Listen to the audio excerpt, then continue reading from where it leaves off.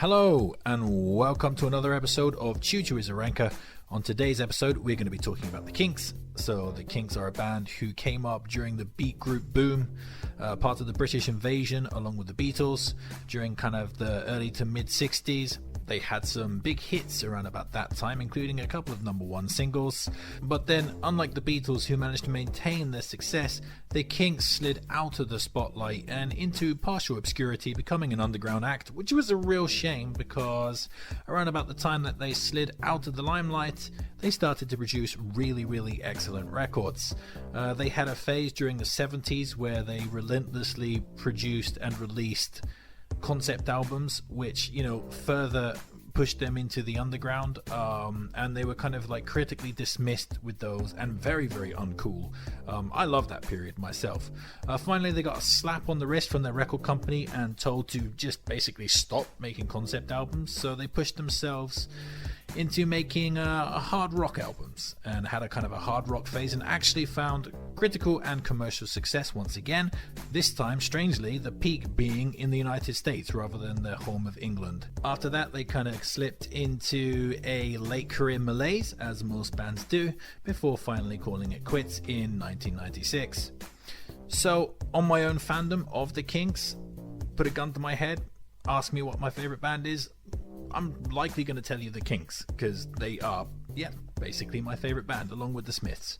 So, the Kinks have 23 albums. That's a lot of albums, more than I've ever done on Chuchu is a Ranker. So, for my own sanity, we're going to go a little bit down a different route this time. So, for the first 13 entries, instead of doing the whole huge production thing with the video and such like and so on, I'm actually going to just run through them very quick fire. And then when we get to the top 10, we're going to slow things down a little bit. We're going to bring in the usual production with the video footage and such like and so on. So, without further ado, let's be complete rankers and rank up a storm. These are the Kinks' studio albums ranked from worst to best.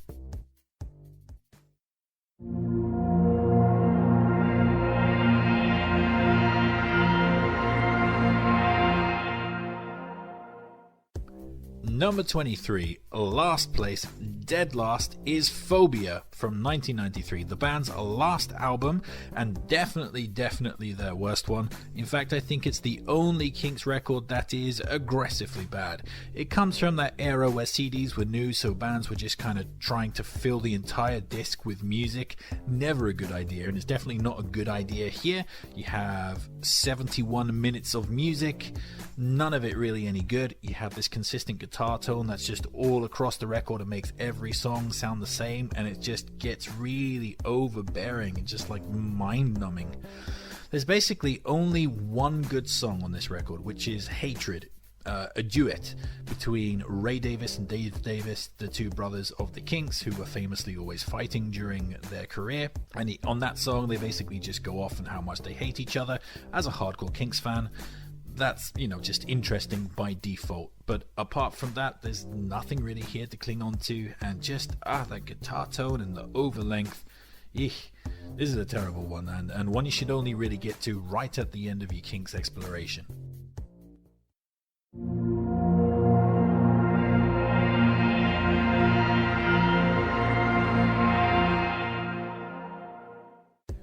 Number 22. So next up we have Word of Mouth from 1984. Now this is the record where the Kinks officially ran out of steam. So from 1964 to 1984, 20 years, the band basically didn't have a really bad record. I think they were just on top of the game throughout the entirety of those 2 decades. Even though they might have had the occasional hiccup or misstep. But here on this record, finally, they're running on empty. The fuel's gone, the red light's blinking. Everything on this record sounds like a scrambled version of something else that they'd already recorded back in their career and also recorded better. It's not aggressively bad because unlike Phobia, it doesn't have that consistent distorted guitar tone, and it's not particularly over length. The melodies here are all kind of like major chorded fare, and even though they're uninspired, they're all kind of universally pleasant, so you can just put it on in the background and survive fine. That said, there's just not really much to hang on to here, and it just feels like one of those records where the passion's just gone and the band are just making music just to make music. So yeah, definitely a footnote, and ultimately, why would you listen to this when you could just listen to a better record?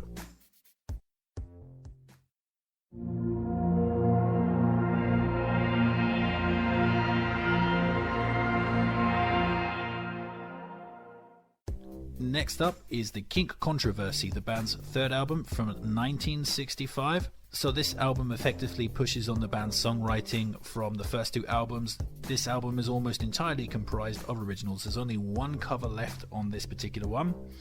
So that's a good step for the Kinks. Unfortunately, this album gets disqualified for the simple fact that it was never mastered in stereo. So your only option to listen to this is listening to a mono version of it.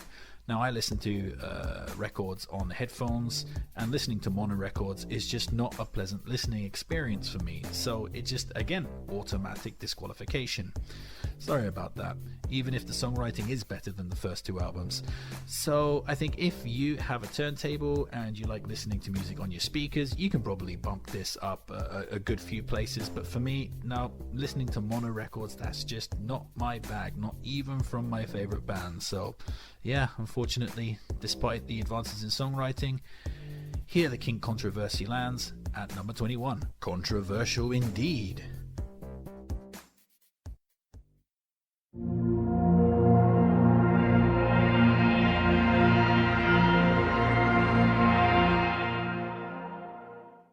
At number 20, we have UK Jive from 1989. This is a typical kind of late period Kinks album. Here they're trying to go in a kind of hair metal direction and fit in with what was popular at the time, or what was popular just a few years prior anyway. In this case, trying to sound something akin to Van Halen or John Bon Jovi or something like that. It doesn't work for them. I think that sound is definitely not what the Kinks should be aiming for, but at least they're trying for something new here. You know, unlike Word of Mouth, where they were just kind of running on empty, just existing. Here they're actually going for a particular sound. Again, don't think it works, but yeah, some passion is better than no passion, right? Even if it's misdirected. There are some decent songs on here. UK Jive has some of that old Kinks magic. War Is Over is a pretty decent ballady type song, and the opening track Aggravation does the kind of like that hair metal stadium thing relatively well. The rest of the album is just forgettable, and it's just kind of a footnote in the Kinks' career, really, this record. It's also incredibly hard to actually find or get hold of. I personally had to listen to this album on YouTube, which, you know, that sucks, and that's no way to listen to an album. So yeah, it's not worth breaking your back trying to find, though.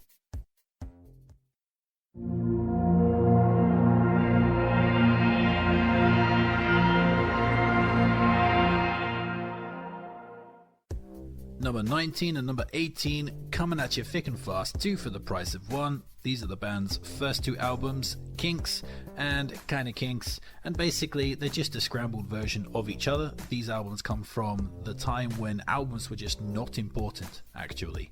Albums were just basically a single surrounded by a bunch of covers and a few originals. That's the way records used to happen back in the early 60s. They weren't really seen as great works of art, they were just seen as a way to get more cash from the fans of the bands. That said, they are kind of charming, as a lot of those records from that period tend to be.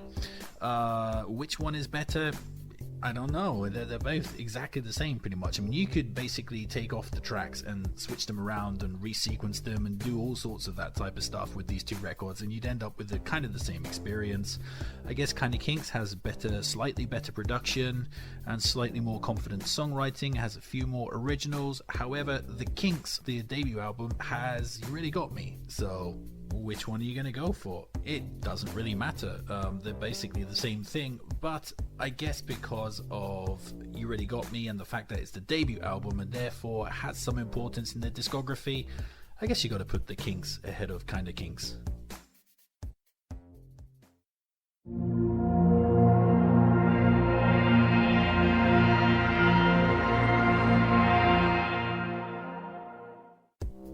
At number 17, we have Preservation Act 2 from 1974. This is kind of the logical conclusion of Ray Davies' whole concept album Obsession.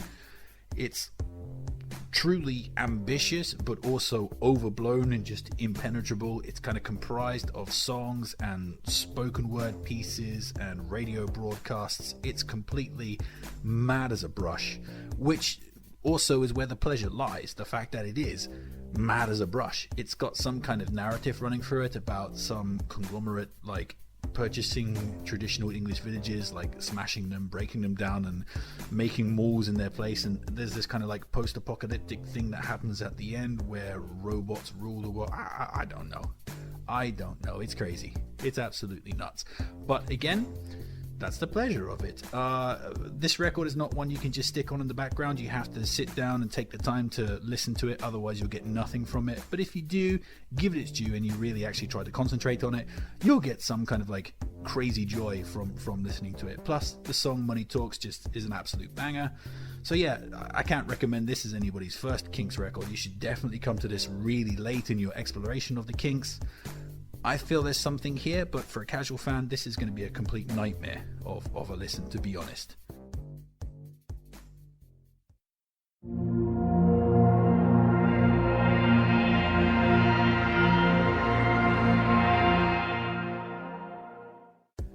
At number 16, we have Think Visual from 1986. This is the Kinks at their most 80s.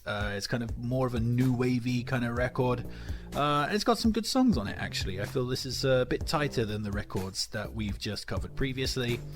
Working in the Factory is a good opener. Video Shop, Think Visual, good new wave songs. So yeah, there's some decent material on offer here. It's very much a footnote and inessential and very, very hard to track down. Again, I had to go to the YouTubes to actually listen to this record because the album is out of print and it's just not available on streaming, which, yeah, it sucks for sure, but I definitely enjoyed this a lot more than UK Jive. So if you're become a real fan of the band, maybe, yeah, give this one a shot when you have the chance. But again, a footnote, a late period album, but yeah, it's alright.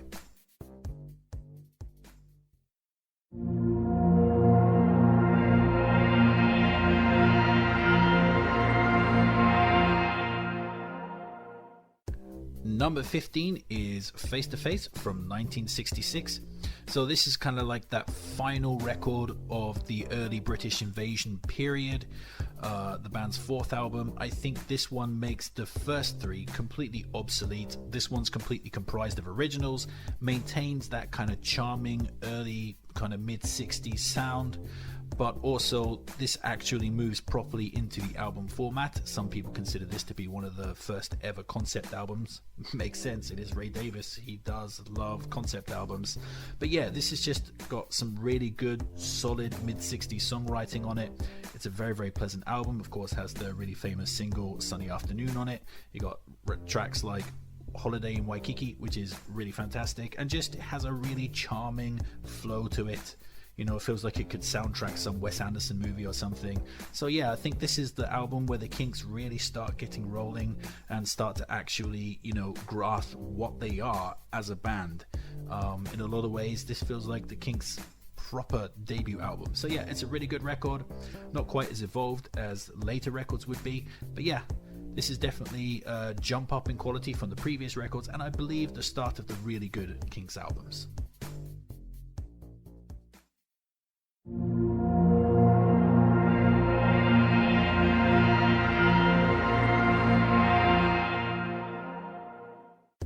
Next up, number 14, we have Preservation Act 1. Mercifully, this is a much more streamlined album than the bloated, overlong Act 2. This is basically just a series of vignettes about traditional English village life. So in a way, I think it's kind of like a sequel to the Village Green Preservation Society, hence probably the title of Preservation. A lot of really, really good songs on here. I think this is actually pretty strong in the form of songwriting. Morning Song, brilliant sort of vocal orchestral opening. Daylight's really great. Sweet Lady Genevieve, incredibly catchy. Where Are They Now? It's really bittersweet. One of the survivors get to hear what happened to Johnny Thunder from the Village Green Preservation Society, so that's another link. Cricket is just a crazy piece of vaudeville. That's really cool. Sitting in the Midday Sun is an excellent Kinks single, just a really catchy sing-along, sounds like you're just sitting by the river, just fantastic stuff. And the final two songs, Demolition and Preservation, really rock.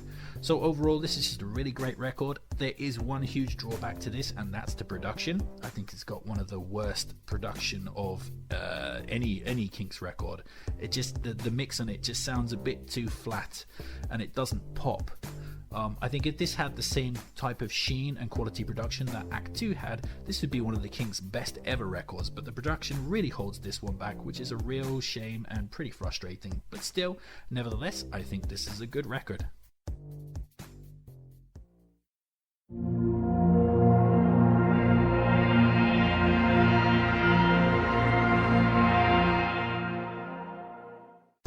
Next up, at number 13, we have Schoolboys in Disgrace, a concept album from 1975, and not just a concept album about literally being schoolboys. This album has some of the worst artwork ever in the history of albums. It's hilarious. Please go research that. No, don't research it. Look at the screen. Of course, this is YouTube. Like, you can see the artwork right here on the screen. Look at that goddamn artwork. If you were listening to this in the mid-60s, mid-70s, if you're listening to this in the mid-60s, you'd be time traveling and you'd be like the coolest person on the face of the earth. But if you're listening to it in the mid-70s when it was released, you're never going to get laid. How do you get laid if you're a fan of the Kinks in the mid-70s? I don't know. However, this record is super charming. I absolutely love it. Yeah, it's great. There's so many great songs on here. School Days, fantastic opener. Jack, Jack, the Idiot Dance. Like, really stupid song, but I absolutely love that. Education is fantastic. I'm in Disgrace. I'm in disgrace. He's in disgrace. I mean, that basically harkens ahead to stuff like the Smiths and REM and Idlewild, and just basically invents Britpop in the mid-70s. Absolutely fantastic stuff. Headmaster, another great song. The Hard Way, really hard rocking song, love that. The Last Assembly with its beautiful balladry, it's genuinely nostalgic for School Days. This is just a really great record, has fantastic production. There are many songs I love on this. Again, probably the most uncool thing you'll ever listen to in your life, but there's some just joyous nerdiness about this record that I absolutely love. So yeah, I recommend this one, it's great.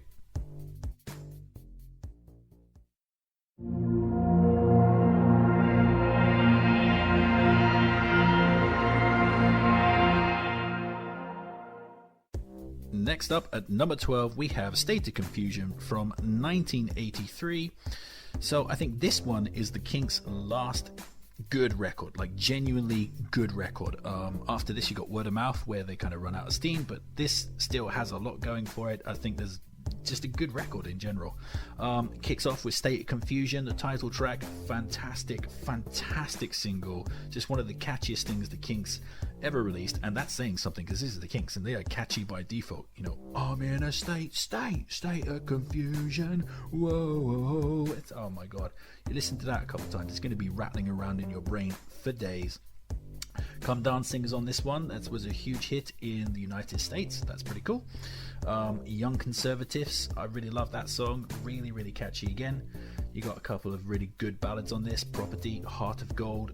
Yeah, that's the emotional core of the record. Really great melodies on that. I mean, the Kinks can write ballads, I think, better than anyone, hence why they're my favorite band. Cliches of the World, B-Movie, it's kind of like got a post-punky edge to it. I really like that. Downsides to this record, not really much to complain about. There are a couple of slightly fillery tracks, not particularly overly fond of Definitely Maybe or Labour of Love, or the closing track Bernadette, which, although it's rocking, I think is one of Dave Davis's least well-written songs. So yeah, a couple of filler tracks on here, but the good stuff on this album is just absolutely fantastic, and some of the catchiest songs the Kinks ever made. State of Confusion, Come Dancing, Young Conservatives, really good stuff.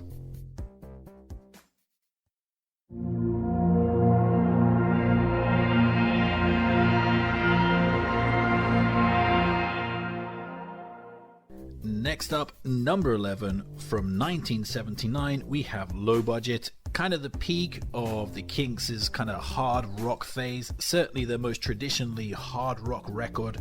A lot of really, truly catchy songs on this. Pretty much everything is catchy on this. You got like Catch Me Now I'm Falling, really great.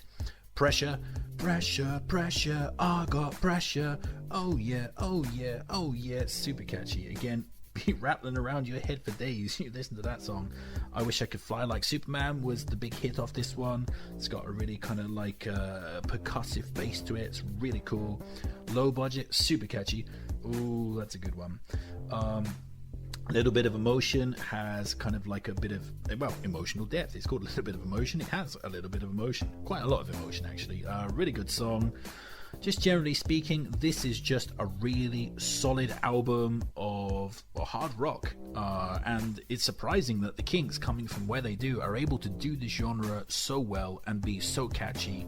So yeah, this record really delivers the goods. Number 11.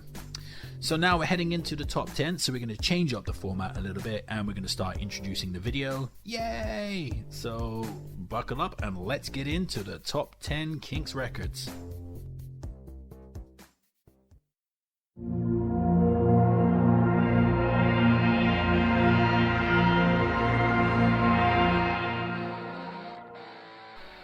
We are kicking the top 10 off with 1978's Misfits. So this is an interesting one to talk about because it's a little problematic. The good stuff first, of which there is a lot. I mean, it's ranked in the top 10 after all. First, the production on this record is amazing. It just sounds great. The mix is full and warm. This and Sleepwalker are undoubtedly the best sounding Kinks records when judged on those particular terms. It's prescient to mention Sleepwalker, as Misfits is kind of its sister record. It's actually comprised mostly of offcuts from that previous album. Although that would usually be a bad thing, Sleepwalker is such a strong album that it's almost a compliment. The best tracks on this album are among the best Kinks songs ever. Opening track and title track Misfits is an anthem for the awkward, maladjusted and shy, basically setting up Morrissey's entire career with one song. Rock and Roll Fantasy is an epic, almost Queen-esque bit of classic 70s rock. Just phenomenal stuff and easily one of the band's best songs. Live Life is one of the heaviest, most rocking tunes the band ever recorded, whilst the Dave Davis penned Trust Your Heart has some gorgeous post-punk style guitar work on it, which is really, really cool. In a Foreign Land and Permanent Waves can also get a quick mention in the plus column. Those are good tracks. But the major stumbling blocks happen on the tracks Black Messiah and Out of the Wardrobe. The issue here is Ray Davis's lyrics. Like, generally speaking, Ray Davis is an excellent lyricist, and the only real problems I have with him are right here on Misfits. Basically, the lyrics on Black Messiah and Out of the Wardrobe are really clumsy and have not aged well at all. On Black Messiah, Ray tackles race relations, intimating that while racial equality is a noble goal, it's just a pipe dream, and actually the differences between the races are irreconcilable. Lines like, white's white and black's black and that's that, or if I told you that God was black, what would you think about that? Just clumsy. Ooh. Even worse, Out of the Wardrobe defends cross-dressers, which seems, inclusive, until Ray starts insisting that the cross-dresser isn't gay and starts to backhandedly refer to gay people as pansies and the dreaded derogatory F word, which I will not utter here. I know it's a product of its time, but it just sounds like nails on a chalkboard in the current times that we live in. That's a real shame because, those lyrics aside, this album pretty much rules. But yeah, those lyrics do certainly knock this one down a few places on this list. I mean, I cringe every time I hear them. But still, overall, a really good record.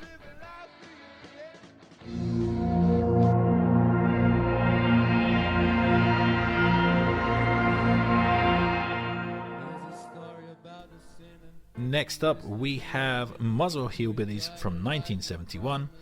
This is the record where the Kinks start messing around with country and western soundscapes. So cue a lot of slide guitar and piano, acoustic instrumentation, and some honky-tonk rhythms here and there. Those are two things that don't really seem like they're going to go together, because the Kinks are like the most English thing ever, and country and western music is the most American thing ever. But yeah, it really works on this record. So you have a lot of jangle, country hybrids, infusions, a lot of really great songs on this record. It kicks off with 20th Century Man. That's a really rocking song, really cool. Acute Schizophrenia Paranoia Blues, that's a mouthful, excuse me if I butchered that one. Great slide guitar on that, absolutely classic Kinks song. Alcohol, fantastic piece of classic vaudeville, so fun.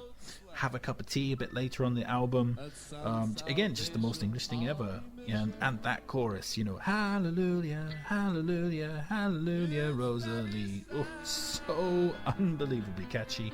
Closing track, Muswell Hillbilly, is just a really fantastic closing track, just the perfect balance between jangle and country, really awesome. Couple of other really great songs on here, Holiday, Complicated Life, Holloway Jail, all just really, really catchy tunes. I think the only reason this doesn't scale any higher is there are some issues with the production, much like we talked about previously on Preservation Act 1. The production on this one is just kind of flat and kind of muted and doesn't really pop out at you. I think much like that record, if this record had better production, this would scale up the list, but its production does hold it back, but the songwriting here is absolutely top notch, plus this record is super charming.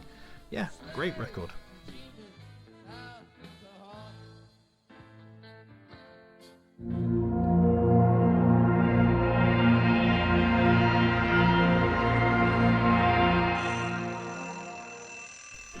Next up, we have Soap Opera from 1975. So, this is just one of the most uncool records ever made. It's so nerdy and stupid. Basically, this is another one of those concept albums, the peak of the concept album era, in my opinion, and the best one. Ray Davies here basically tells a story where a rock star switches places with an ordinary guy, and the rock star goes through the ordinary guy's life, experiencing things for the first time, like getting ready for work and going through rush hour traffic, arguing with his wife about what they're going to have for dinner. And eventually at the end of the record, it's revealed that actually the singer isn't real. The singer is just a normal guy role-playing to escape the mundanity of his normal life. So yeah, it's crazy, basically. But therein lies the charm, because of its craziness. It's complete nerdiness. It's complete, letting go of anything remotely cool or rock and roll is this album's saving grace. It's really unique as well. I can't think of another album like it in the history of rock. It's so strange and so absurd. I absolutely love it. Some rockin' tunes here. I don't really want to go into specific details about the tunes themselves, because I don't think there's really any point in that, because it just tells a concrete narrative and it's designed to be heard in one sitting. I will say that my favourite song on the album is Ducks on the Wall. Crazy song, but so catchy, and just no other band on the face of the earth could get away with singing that song except the Kinks. It's so uniquely within the wheelhouse. I absolutely love it. And look at the video that's playing now. This is Ray Davies doing a stage show of his own album. The audience reactions in this video are absolutely hilarious. They just don't know what to make of it. Really, really funny. But yeah, but this album is just great, unique and fun. Go check it out. Listen, you should know. Oh, don't be saucy. Well, do I need to go on a diet? Have I got a fat stomach? Look, have I got a fat stomach? Look, have a look. Do you think I'm fat? Of course I'm fat. Bloody cheek.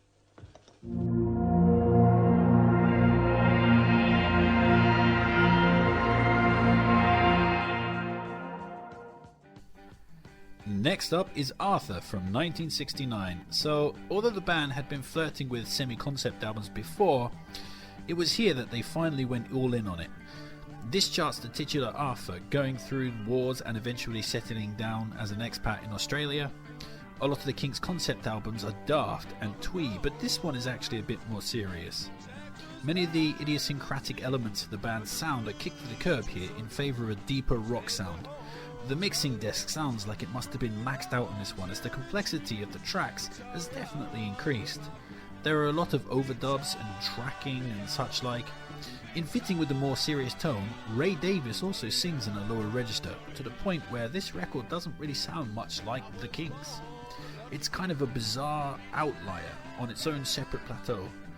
There are plenty of great songs here though. Victoria is fantastically catchy and one of the band's best openers. Australia has lots of great guitar work on it. Shangri-La is an impressive epic rocker, and the closer Arthur sees the band trying to do their own version of Hey Jude with his anthemic sing-along refrain. Lots of people consider this to be one of the Kinks' defining albums, and I can understand that. It's consistent, inventive, full of passion, and effortlessly cool. That said, as good as it is, it doesn't quite capitalize on the aspects of the band that I personally love. It just doesn't really sound like the Kinks to me. It sounds like a much cooler band, like The Who or something. But only a fool would deny the quality and ambition here, so yeah, Arthur is a great album and an essential listen within the band's discography.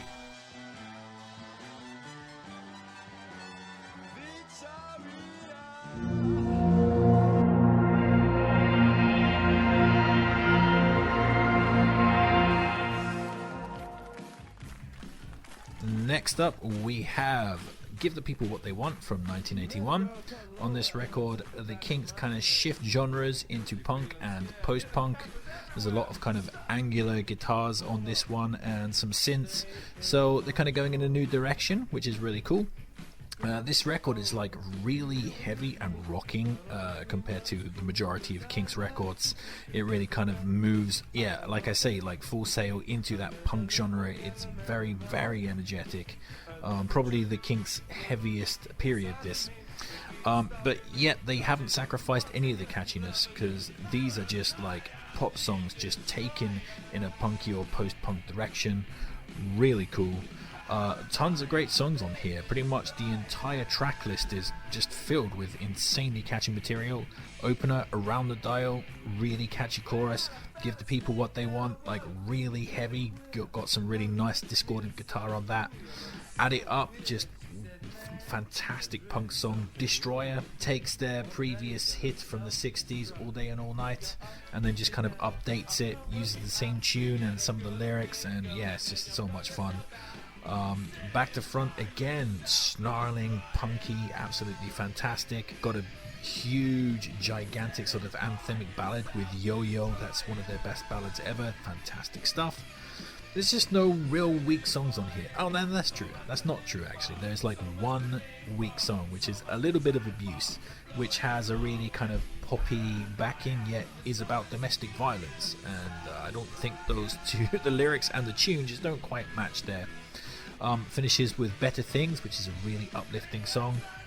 Yeah, so this is just an absolutely fantastic record, filled to the brim with just super catchy material. Yeah, it's just great.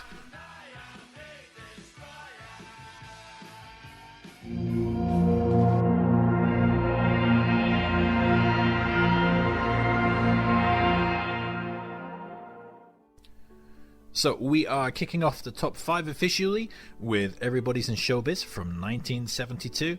So this album was actually a double album. The first half of the album are the studio tracks, and the second half is like a live album. Personally, I don't really have time for the live album. I mean, as a live album, it's okay. But I've never been a fan of records that mix studio tracks and live tracks, so I just kind of skip it. I mean, if you're interested in that, you can definitely go listen to it. It's alright. This is another concept album. Now, I know on the previous entry of Soap Opera, I said that it was the best concept album, and yet here we are, many entries later, still talking about concept albums, and so obviously I fluffed up there. I mean, let's face it, the Kinks, all their albums are basically concept albums. Even like Lola is a concept album. So, yep. Excuse my mistake there. I can't be bothered to go edit that out. But yeah, this is another concept album. This one is about touring and life on the road. On this album, you have 3 songs about food. You've got Maximum Consumption, Hot Potato, and Motorway, which basically they're all about Ray Davis's diet while on tour, which is insane. I mean, 1, okay, yeah, sure, but 3, that's crazy. Yeah, at the same time, that's exactly the reason I love it. It's so idiosyncratic and strange, and yeah, this whole record is super charming and really, really twee. It feels like a Wes Anderson soundtrack. I mean, if Wes Anderson himself could somehow transform into a physical object, like at the end of, say, Return to Oz, you know, it would be a copy of this album, you know, and it's green, so he'd probably be saved by Dorothy at the end of the film. yeah, but yeah, it's super charming, this record, and nothing but great songs. There are no bad tracks on this record whatsoever. I love everything on it. We already mentioned the songs about food, but you also have Supersonic Rocket Ship, sounds like a theme tune to some children's TV show, wonderful stuff. 2 fantastic ballads on this. The closing track, Celluloid Heroes, tends to get all of the praise, and that's well deserved. It's just this sweeping, grandiose ballad, absolutely fantastic stuff. But I personally really love Sitting in My Hotel. I think the emotion and the loneliness really comes through on that one, and Ray Davies does an excellent performance on it. Just fantastic stuff. So yeah, I love this record. Super twee, idiosyncratic, everything I want to hear from the Kinks. Just love this one. Because hers was such a lonely life.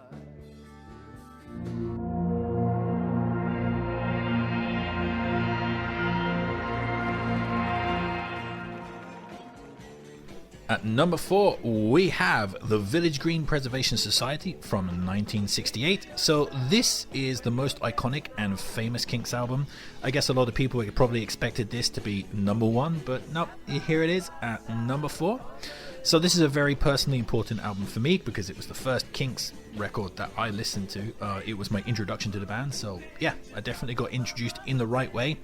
How I came to this record was I was just listening to lots of different albums, famous albums from the 60s, and this one really stuck out to me, you know.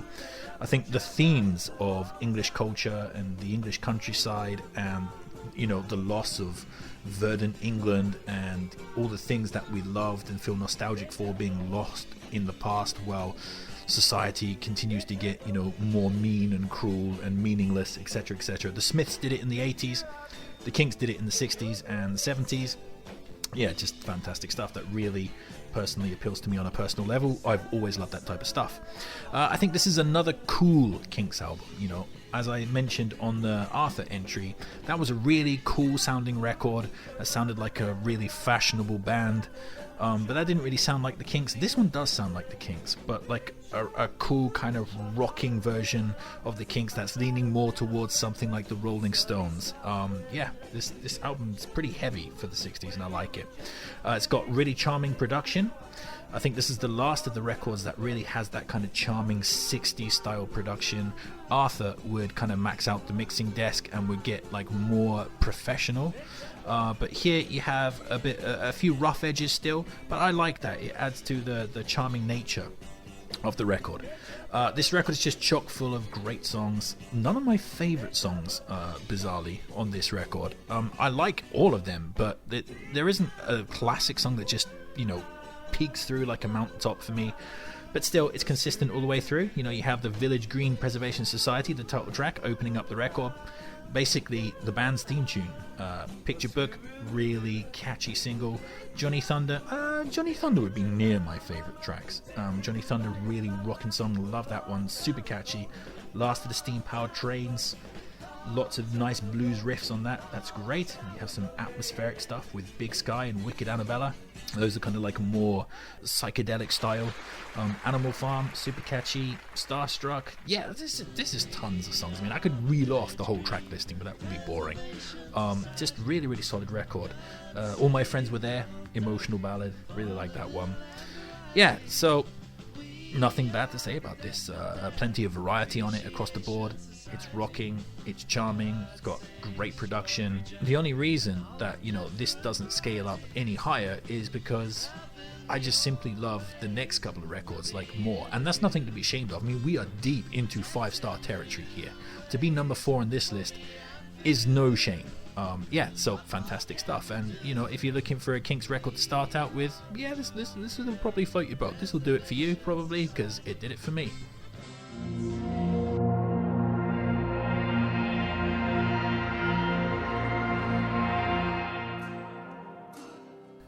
So in third place and taking the bronze medal, we have Lola vs. Power Man and The Money Go Round from 1970.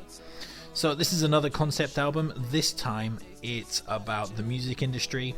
A bit of a look down on the seedier side of things of the music industry at the very least.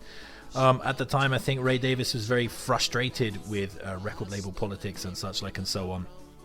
and actually the band were just about to jump ship to another label, so it kind of makes sense. With that, I think this is the end of the what people usually consider to be the golden era of the Kinks. Muswell Hillbillies, the next record, would kind of kick off a new phase for the band. So this one has fantastic production. Like, they have absolutely nailed the production on this. They've taken what they learned from Arthur and they've just ran with it. On this record, they're actually growing as musicians as well. There's more use of space, a lot more acoustic guitar, a lot more piano, there's some ukulele and some other instruments coming in here. And there's a lot more sort of blues guitar riffs from Dave Davis, who is an excellent guitarist. And I think the songs up till this point have been sort of more punky or more simple in their structure or complexity, but here he's let off the leash a little bit, because as I say, they're playing with space, and the songs are just given more time to breathe, and going forward from this point it continues in that vein. Talking about the songs are absolutely on fire. I mean, you listen to this record, this is obviously a band hitting their stride, hitting their kind of peak. So many good songs. This is just an album of just 13 great songs. There's no deadwood on this album whatsoever. Takes in lots of classics. The opening Contenders, love the way it starts off quiet, kicks off suddenly with that great riff that comes in. Fantastic stuff. Strangers and This Time Tomorrow have literally been on the Wes Anderson soundtrack. Fantastic songs. Get Back in Line, one of my all-time favorite Kinks songs. It really reminds me of those like shorter, really powerful Smith songs, like Please Please Please Let Me Get What I Want. Like, I absolutely love Get Back in Line. Sometimes when I'm listening to the album, that's a song I'll just skip back like repeatedly just to get a couple more listens to it. I think it's brilliant. Lola, classic single. Slightly awkward lyrics on that one, I won't get into that, but still a fantastic catchy song nonetheless. Top of the Pops, The Money Go Round, super catchy. 8 Man, man, the chorus of that song just gets rattling around in my brain again and again and again. Super catchy, love that one. So again, I could go in track to track, but I would just be, sycophantically gobbling on about how great this record is, and that's kind of boring really. So there's just nothing bad on this. Again, the only reason it doesn't get any higher is because I like the next 2 records better, but this is a 5-star classic. Absolutely fantastic stuff. You can't go wrong with it. Check it out. It's brilliant.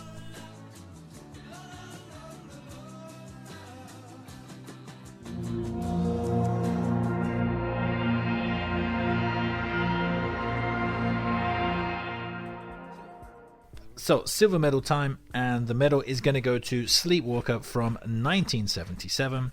So this is the first album to come post concept album phase.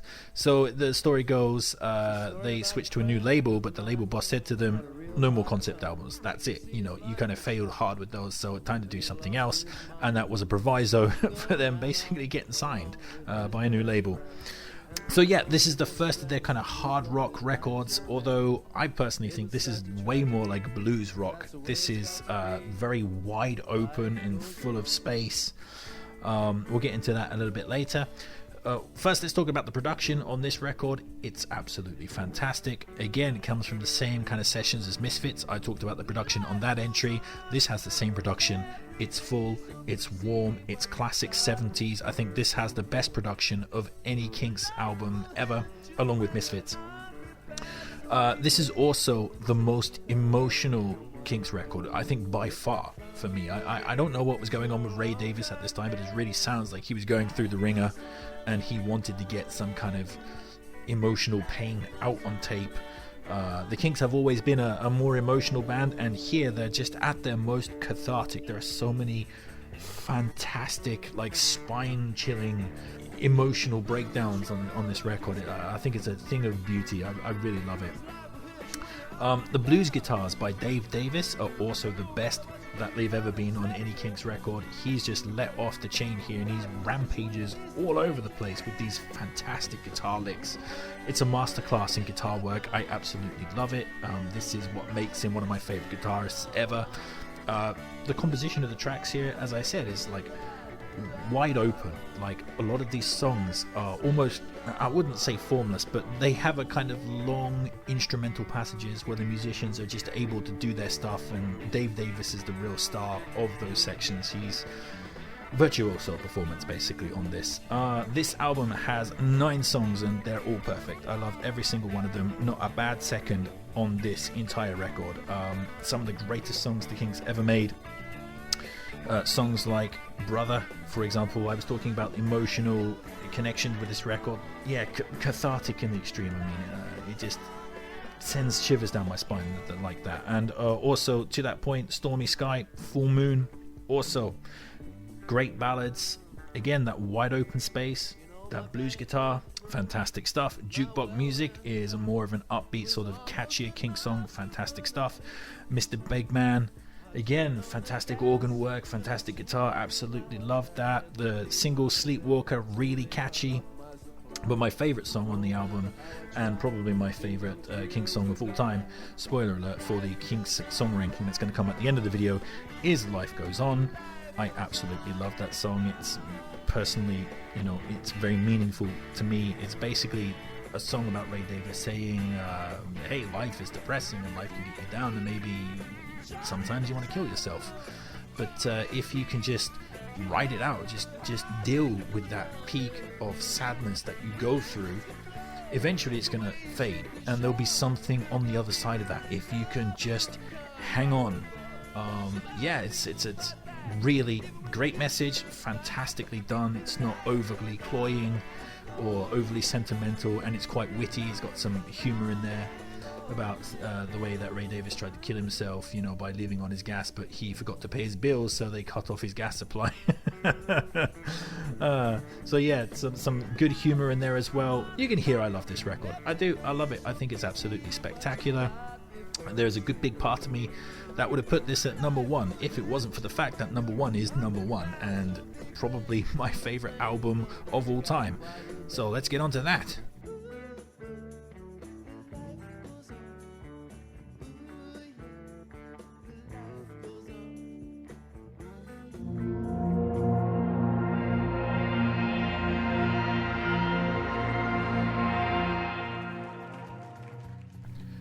So here we are, top of the mountain. The final step, the gold medal, goes to Something Else by the Kinks from 1967.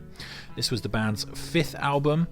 Personally, I think this is the best album of the 1960s. I think it blows every single album from that decade just out of the water. And frankly, I'll be honest with you, this is quite possibly my favorite album of all time.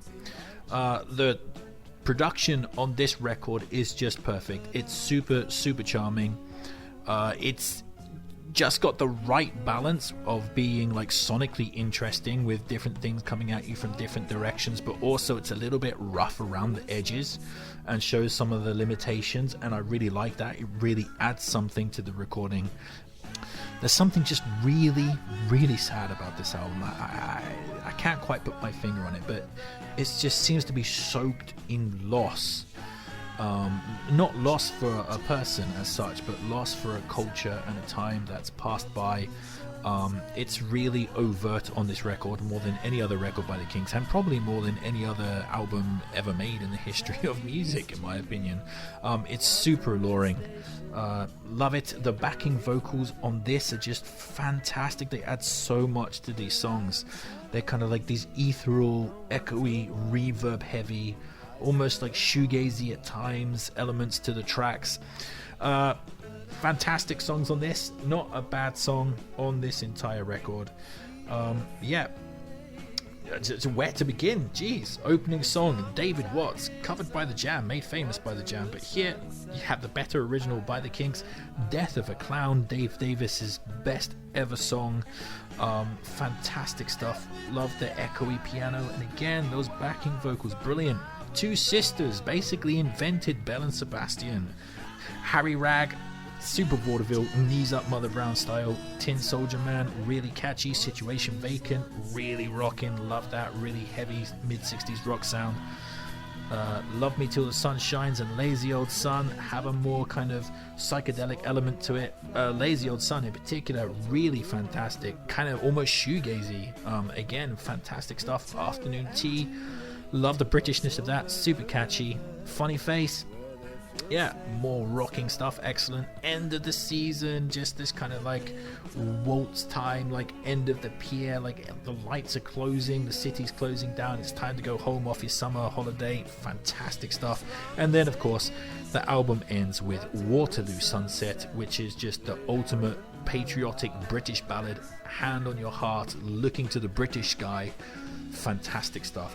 I'm just thinking about it, sending chills down the back of my spine, just the memory of it. So yeah, this is an absolutely perfect album. It flows perfectly, it's got the perfect sequencing and structure. I just want to say the word perfect over and over again, so I will. Perfect. This album is just perfect. This is an album you absolutely owe it to yourself to go check out. I've already said, it's probably my favorite album of all time. And that's my Kinks ranking. But that might not be your ranking. Your ranking might be completely counter to mine. So why don't you sound off in the comment section and tell me why Phobia is actually the Kinks' best record, and I'm completely wrong in every single thing that I've said today. Like, share, subscribe, and all that other kind of YouTube jazz. Stay tuned for the Kinks song ranking at the end of the video. But most of all, just keep on ranking.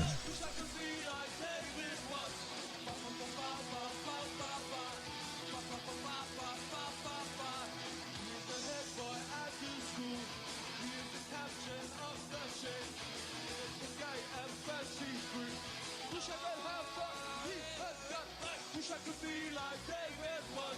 And